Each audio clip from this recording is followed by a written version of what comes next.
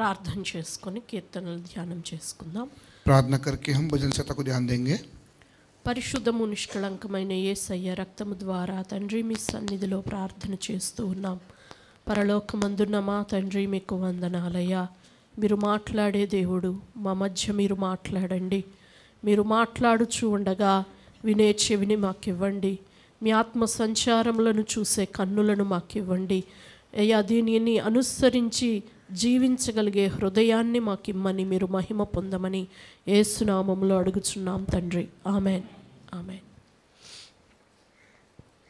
ఈ 114వ కీర్తనను మనం చూసినట్లయితే, जैसे हमने 114 भजन संहिता को देखा है, ఐగుప్తులో నుండి ఇశ్రాయేలు అన్య భాషగల జనుల్లో నుండి యాకోబు బయలు వెడలినప్పుడు అని చెప్తూ ఉన్నాడు. जब इस्राएल ने मिस्र से अर्थात याकूब के घराने से अन्य भाषा वालों के मध्य से कुछ किया, ऐसा वचन कहता है. ఇక్కడ చాలా ఆశ్చర్యకరమైన సంగతులను గురించి కీర్తనాకారుడు మాట్లాడడం మనం చూడొచ్చు. यहाँ भजन संहिता का लिखने वाला आश्चर्यकम कलीसिया के बारे में लिख रहा है. इसके बारे में हम पढ़ते हैं वचन में. ఇక్కడ సముద్రము ఒక దాన్ని చూసి పారిపోయిందని, కొండలు గుట్టలు పొటేళ్ల వలె గొర్రె పిల్లల వలె గంతులు వేశాయని చెప్తా ఉన్నాడు. यहाँ बोल रहा समुद्र देखकर भाग गया है और बोलता पहाड़ मेढ़ों समान उछलने लगे और पहाड़ियाँ भेड़ बकरियों के बच्चों के समान उछलने लगे, ऐसा भजन संहिता कहता है. అంతేకాదు యోర్దాను వెనక్కు మళ్ళీ వెళ్ళిపోయిందని, అలాగుననే ఈ యొక్క రాతిలో నుండి నీళ్లు వచ్చాయని చెప్పి బండలు నీటి ఊటలయ్యాయని, అంటే ఆశ్చర్యమైన సంగతులు జరిగాయని చెప్పి చెప్తూ ఉన్నాడు. यह आश्चर्यक्रम हुए बताते हैं कि यहाँ तक योद्धा भी पीछे भाग गए हैं, यहाँ तक समुद्र हिल गए, यहाँ तक पहाड़ भी पानी देने लगे, ऐसा वचन कहता है.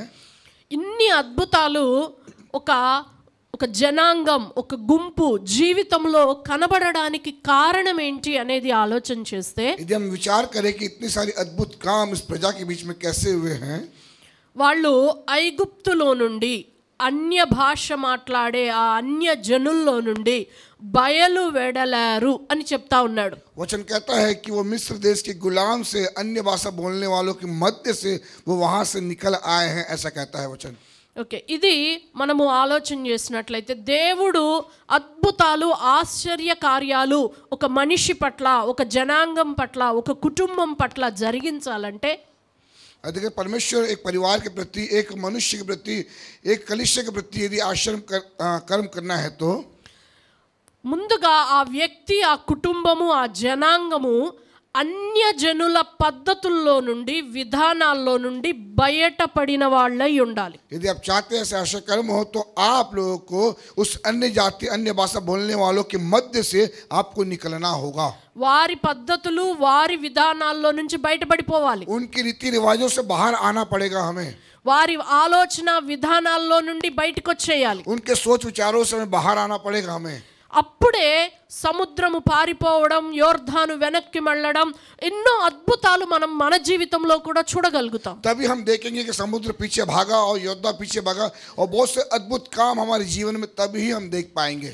ఎప్పుడైతే మనం అన్యజనులు, వాళ్ళ పద్ధతులు, వాళ్ళ ఆలోచనలు, వాళ్ళ విధానాల్లో కలిసిపోయి ఉంటామో మన జీవితాల్లో, కుటుంబాల్లో మనం అద్భుతాలు చూడలేం. यदि हम अन्य जाति, अन्य भाषा बोलने वालों के साथ मिलेंगे, उनके अनुसार चलेंगे, उनके विचारों के अनुसार चलेंगे, उनके रीति रिवाजों को मानेंगे, तो परमेश्वर हमारे परिवार में अद्भुत काम नहीं करेगा. మన జీవితంలో అద్భుతాలు చూడాలి అంటే ఖచ్చితంగా అన్యజనుల పద్ధతుల్లోండి, ఆలోచన విధానాల్లో నుంచి మనం బయటపడాల్సిందే. यदि हम चाहते हैं कि परमेश्वर हमारे जीवन में अद्भुत काम करे, हमारे परिवार में अद्भुत काम करे, तो हमें अन्य जातियों के बीच में से निकलना होगा और उनकी रीति रिवाजों को छोड़ना पड़ेगा हमें. దేవుడు నూతన నిబంధన సంఘాన్ని అపోస్తుల కార్యం 2వ అధ్యాయంలో స్థాపించినప్పుడు వాళ్లకు చెప్పిన మొట్టమొదటి విషయం కూడా ఈ యొక్క మూర్ఖులైన జనుల్లో నుంచి వేరై రక్షణలోనికి రమ్మనే. पौलुस कहता है कि प्रेरितों काम में लिखा हुआ है कि इस ऐसे प्रजा के बीच में से हमें बाहर निकलना है यदि परमेश्वर के कामों को यदि हमारे जीवन में देखना है तो.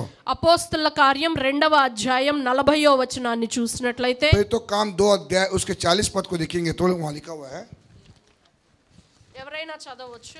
2 का 40 पढ़िए.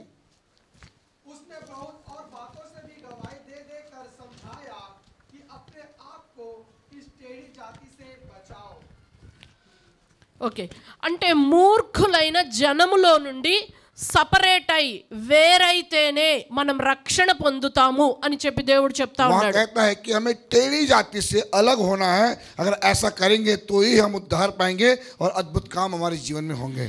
అంటే సంఘానికి దేవుడు ఇచ్చిన మొట్టమొదటి ఆజ్ఞల్లో ఏంటి అనంటే ఈ మూర్ఖులైన ఈ అన్య జనాంగం ఈ పద్ధతులు ఈ విధానాల్లోంచి బయటకు రావాలి, వేరైపోవాలి అని ఖచ్చితంగా దేవుడు చెప్తా ఉన్నాడు. कलीसिया को दिया हुआ पहला आज्ञा क्या है? वो ये है कि हमें इस टेढ़ी जाति से अलग होना है, इनके रीति रिवाजों से अलग होना है, इनके नियमों को नहीं मानना है, इनसे दूर होना है। ये पहली आज्ञा परमेश्वर ने कलीसिया को दिया है।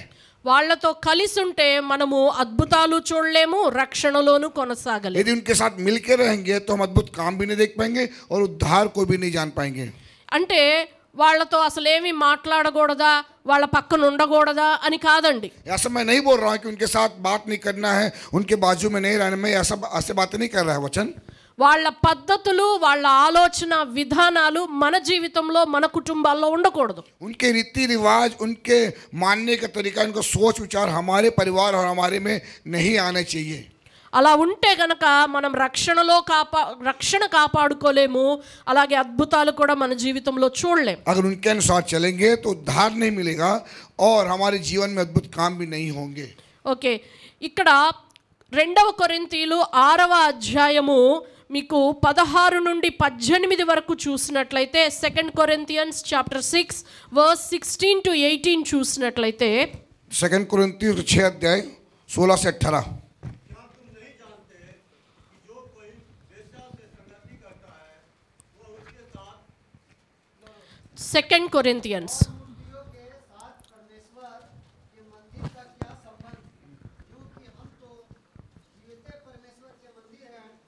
ऐसा परमेश्वर ने कहा है, मैं उनमें बसूंगा और उनमें चला फिरा करूंगा और मैं उनका परमेश्वर हूंगा और वे मेरे लोग होंगे। इसीलिए प्रभु कहता है, उनके बीच में से निकलो और अलग रहो और अशुद्ध वस्तुओं को मत छुओ, तो मैं तुम्हें ग्रहण करूंगा और मैं तुम्हारा पिता हूंगा और तुम मेरे बेटे और बेटियां होंगे। यह सर्वशक्तिमान प्रभु परमेश्वर का वचन है। ఓకే, ఇక్కడ ఏం చెప్తా ఉన్నాడండి, మనము జీవము కలిగిన దేవుని మందిరము అని చెప్తున్నాడు. यहाँ क्या बोलता है कि हम जीवते परमेश्वर के मंदिर हैं। అలా అవ్వాలి అంటే यदि वैसा बनना है तो ఆయన మనలో నివసించాలి, సంచరించాలి. वो हमें वास करना है और रहना है परमेश्वर। అలా జరగాలి అంటే यदि वैसा होना है तो మనము అన్య జనుల విధానాల్లోండి పద్ధతుల్లోంచి బయటకు వచ్చేయాలి. यदि ऐसा होना है तो हमें अन्य जातियों की रीति रिवाजों से, उनके नियमों वाली से हमें बाहर आना है। దేవుడు ఖచ్చితంగా చెప్తున్నాడు కదా, వారిలో నుండి మీరు ప్రత్యేకంగా ఉండండి, బయలు వెడలండి, వారికి వేరుగా ఉండండి అని.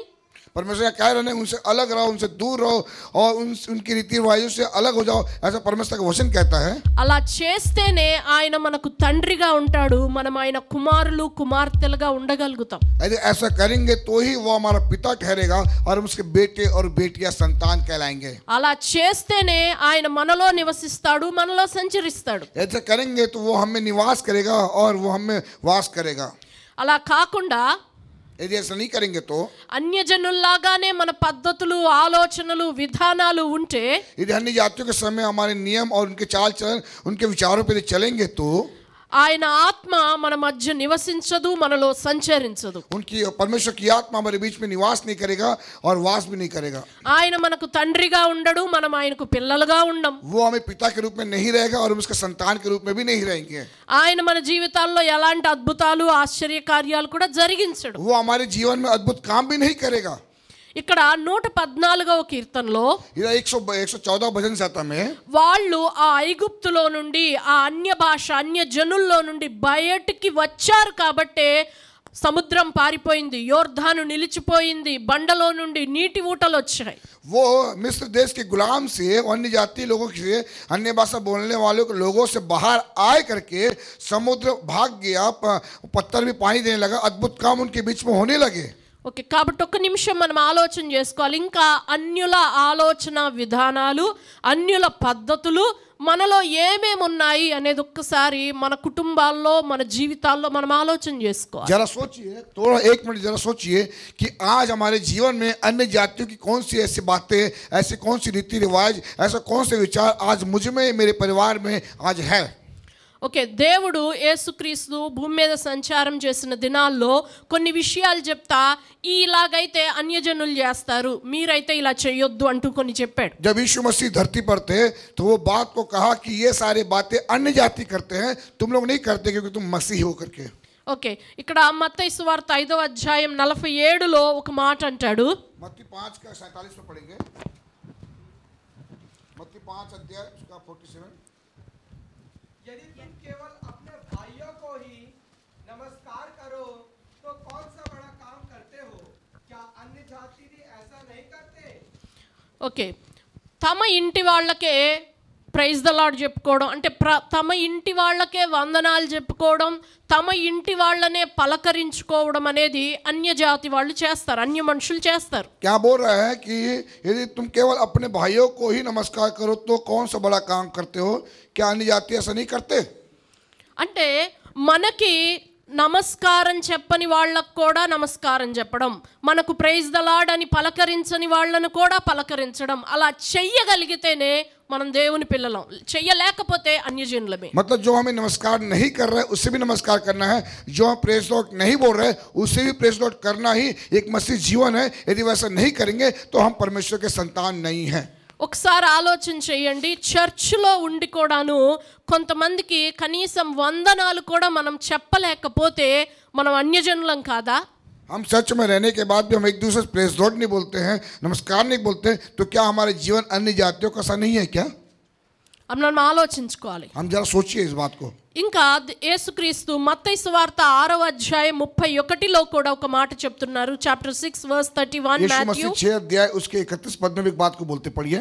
इसलिए तुम चिंता करके यह न कहना कि हम क्या खाएंगे या क्या पिएंगे या क्या पहनेंगे. और 32 क्योंकि अन्य जाति इस सब वस्तुओं की खोज में रहते हैं और तुम्हारा स्वर्गीय पिता जानता है कि इन सब वस्तुओं की आवश्यकता है. ఓకే, ఇక్కడ మనం ఏమి తిందాం, ఏమి తాగుదాం, ఏం ధరించుకుందాం, మనకి ఎట్లా గడుస్తుంది అని అన్య మనుషులైతే ఎప్పుడు వాటి గురించి ఆలోచన చేస్తూ ఉంటారు. మీ పరలోకపు తండ్రికి తెలియదా ఇవన్నీ మీకు కావాలి అని చెప్పి ఆయన అడుగుతా ఉన్నాడు. परमेश्वर बोलता है कि अन्य जातियों को इस बातों की चिंता रहती है कि वो क्या खाएंगे, क्या पिएंगे, क्या पहनेंगे, लेकिन परमेश्वर को पता है कि वो अपने बच्चों को क्या चाहिए, वो जानता है कि हमें किस चीज़ों की आवश्यकता है. ఓకే, అంటే ఈ యొక్క కేవలం ఈ శరీర సంబంధమైన అవసరాల గురించే ఎప్పుడు టెన్షన్, ఎప్పుడు ఆలోచన ఉన్నట్లయితే కూడా మనం అన్య మనుషుల్లాగానే ఉన్నట్లు. यदि शरीर को संबंधित चीज़ें हमें टेंशन दिलाती है, क्या खाएंगे, क्या पिएंगे, इस शरीर से हम लालसा करेंगे, समझ जाना कि हम अन्य जातियों के रीति रिवाज पर चल रहे हैं. మనకి ఏ ఆలోచన ఉండాలంటే, हमें कौन से विचार रहने चाहिए? దేవుడు నా తండ్రి, ఆయన నాలో నివసిస్తున్నాడు, సంచరిస్తున్నాడు. हाँ, ये सोचना है कि परमेश्वर की आत्मा, परमेश्वर हमें वास कर रहा है और वास करता है. ఆ విత్తని కోయని కొట్లలో కూర్చుకొనని ఆకాశ పక్షులకు ఆహారం ఇస్తున్న దేవుడు నాకు ఆహారం ఇవ్వడా అన్న ధైర్యము ఒక దేవుని బిడ్డ హృదయంలో ఉంటుంది. क्या पक्षी को खिलाता है, पेड़ पौधों को बढ़ा रहा है, शोषण के वृक्षों को बढ़ा रहा है, तो क्या परमेश्वर हमें नहीं खिलाएगा? ऐसा हिम्मत और ऐसा साहस आपको रहना चाहिए कि मेरा परमेश्वर मुझे भी खिलाएगा करके. ఓకే, అలాగే ఈ ఈ గడ్డి పువ్వులు పొద్దున పూసి సాయంత్రం వాడిపోయే గడ్డి పువ్వుల్నే ఇంత చక్కగా డెకరేట్ చేస్తున్నాడు, అలంకరిస్తున్నాడు, నాకు వస్త్రాలు ఇవ్వడా నా తండ్రి అన్న ధైర్యం ఉండాలి. देखिए, घास के फूल सुबह उगते हैं और शाम को फिर से जड़ जाते हैं, उसकी रक्षा परमेश्वर कर रहा है, तो क्या परमेश्वर हमें वस्त्र नहीं देगा? ऐसा हिम्मत, ऐसा विचार आपको होना चाहिए. ఇలాంటిది హృదయంలో విశ్వాసం ఉండాలి. ऐसा विश्वास आपके हृदय में रहना चाहिए.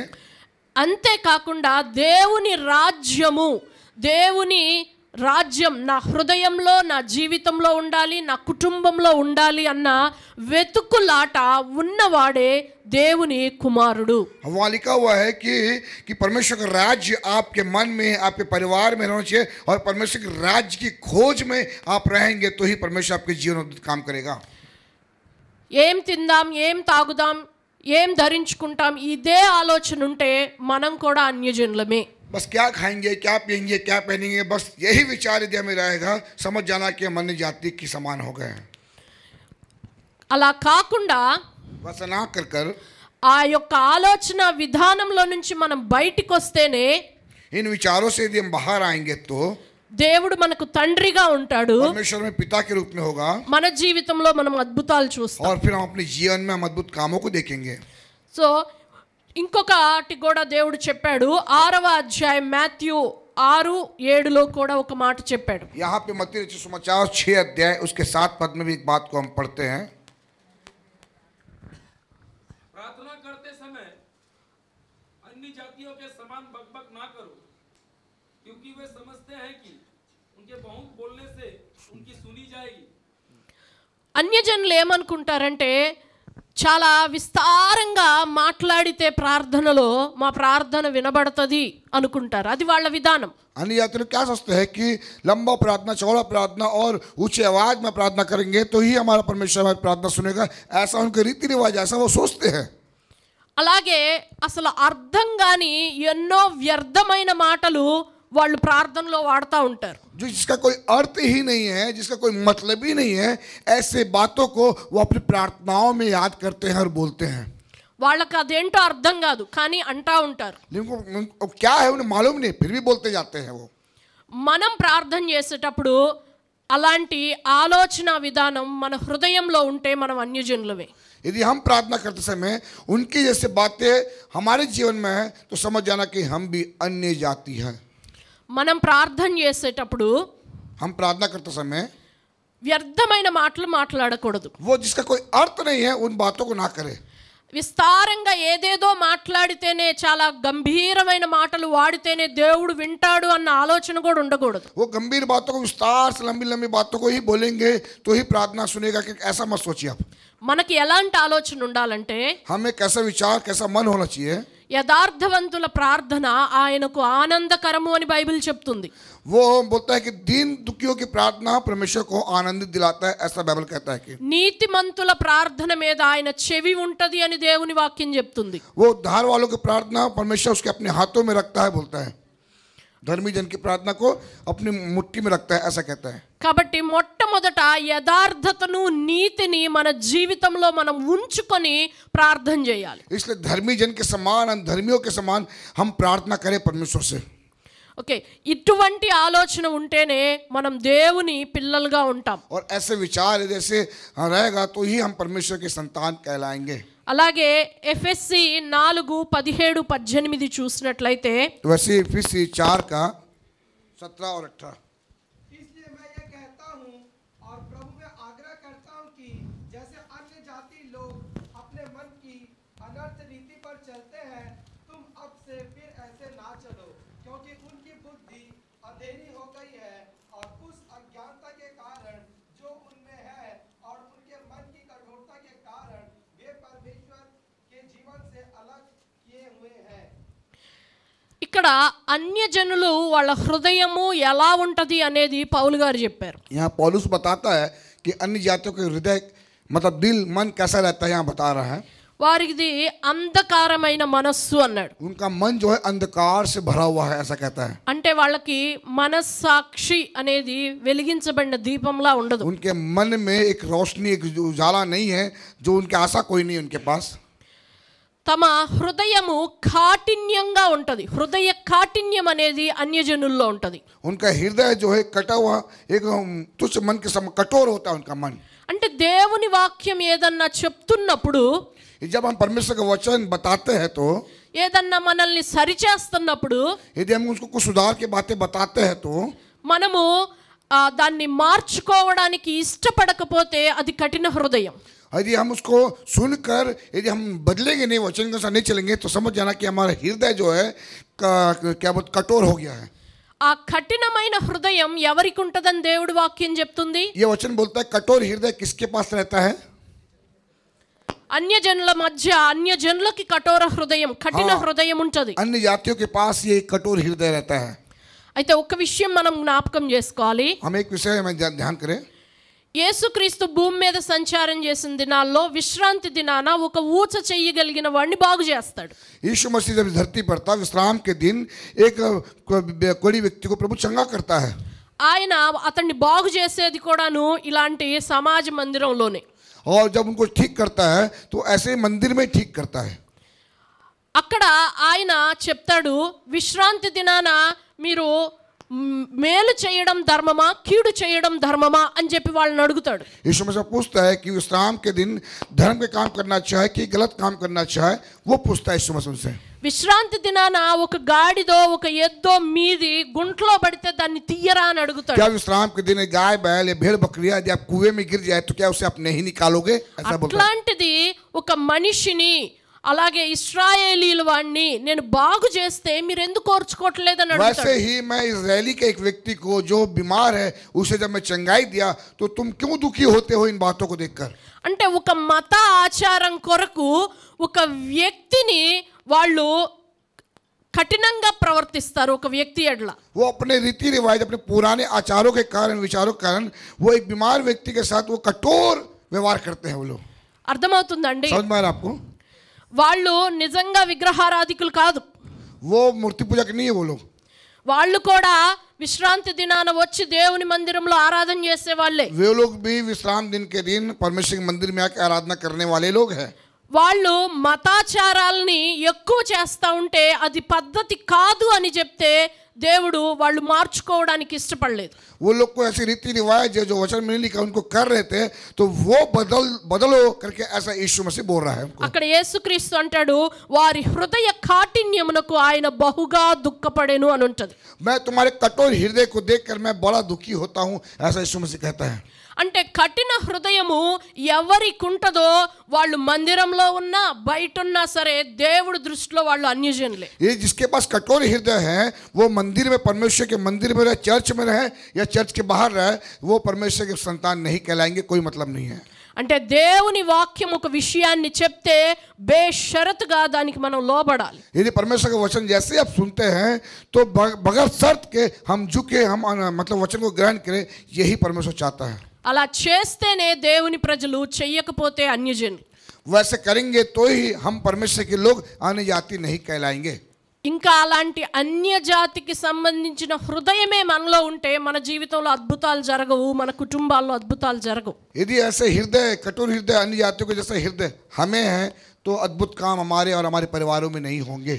ఇంకా ఏం చెప్తున్నాడంటే, और क्या बोलता है परमेश्वर का वचन? తమ మనస్సుకు కలిగిన వ్యర్థతను అనుసరించి వాళ్ళు నడుచుకుంటున్నారంటాడు. बोलता है तुम अपने मन के अनुसार अपने मन के रीति रिवाजों के अनुसार चलते हैं, ऐसा लिखा हुआ है. అంటే వాళ్ళ మనసుకు ఏం తోస్తే దాని ప్రకారంగా వాళ్ళు చేసుకుంటూ వెళ్ళిపోతారు. उनका मन जो बोलता है, जहाँ बोलता है वहीं वे जाते हैं, वही करते हैं. నేటి దినాల్లో అండి చాలా మందికి ఇదే విధానం. और ये दिनों में कई लोग ऐसे ही कर रहे हैं. నీ మనసు ఏం చెప్తే అది చెయ్యి అంటారు. और तेरा मन जो बोलता है वही कर बोलते हैं. కానీ బైబిల్ ఏం చెప్తుంది? लेकिन बाइबल क्या बोलता है? నీ మనసు మోసకరమైంది. हाँ, मनुष्य का हृदय मन जो है धोखा देने वाला है बोलता है. ఓకే, అది ఘోరమైన వ్యాధి గలది అని బైబిల్ उसमें చెప్తుంది. बोलता है कि असाध्य रोग लगा हुआ है बोलता है. ఓకే, నా మనస్సుకు వచ్చినట్టు నేను ప్రవర్తించకూడదు కానీ हाँ, मेरे मन में जो बातें आती है उसके अनुसार ना चलकर దేవుని వాక్యం ఏం చెప్తుందో దాని ప్రకారమే నేను నడవాలి. परमेश्वर का वचन क्या बोलता है उसके अनुसार ही चलना है हमें. ఇలాంటి ఆలోచన ఉన్న వాళ్ళే ऐसे विचार ऐसे सोच रखने वाले ही దేవుని పిల్లలు అవుతారు. परमेश्वर के संतान कहलाएंगे. నా మనస్సుకు నచ్చినట్టు నేను బ్రతుకుతాను అనే వాళ్ళు అన్యజాతి వాళ్ళు. जो ऐसा सोचता है कि मैं अपने मन के अनुसार अपने मन की इच्छा के अनुसार चलूंगा, समझ जाना वो अन्य जाति है. అర్థమవుతుంది కదండి? समझ में आ रहा है बात आपको? ఓకే, అలాగుననే ఇంకొక మాట, ఫస్ట్ పేతురు 1 पहला पत्रस 1 अध्याय 4వ అధ్యాయము पहला पत्रस 1 अध्याय उसके 4 पद को हम पढ़ेंगे. 3 చదివినట్లయితే, हाँ, 3 से पढ़ो. हमारे प्रभु यीशु मसीह के परमेश्वर और पिता का धन्यवाद हो కాదు 1 Peter chapter 4 verse 3. अच्छा 4:3 पहला पत्र 4:3 क्योंकि अन्य जातियों की इच्छा के अनुसार काम करने और लूचपन की बुरी अभिलाषाओं, मतवालापन, लीला कीड़ा, पियक्कड़पन और घृणित मूर्ति पूजा में जहाँ तक हमने पहले समय गवाया वही बहुत हुआ। ఓకే, ఇక్కడ కూడా మనకి అన్య జాతి వాళ్ళకి ఏమి ఇష్టాలు ఉంటాయో వాళ్ళదేంటో కూడా చెప్పాడు. यहाँ पे भी बताया है कि अन्य जातियों को क्या पसंद है, क्या क्या चलते कैसे करते, वहाँ ये सब बाइबल में लिखा हुआ है. ఓకే, ఇక్కడ మీరు అవన్నీ కూడా చూస్తే ఇలాంటివి మన జీవితంలో ఉంటే మనం దేవుని పిల్లలం अगर కాదు. ये जो बातें यहाँ लिखी हुई है वचन में, अगर ये बातें अगर उसमें से एक भी बात अगर हमारे में है, समझ जाना कि मानी जाती है.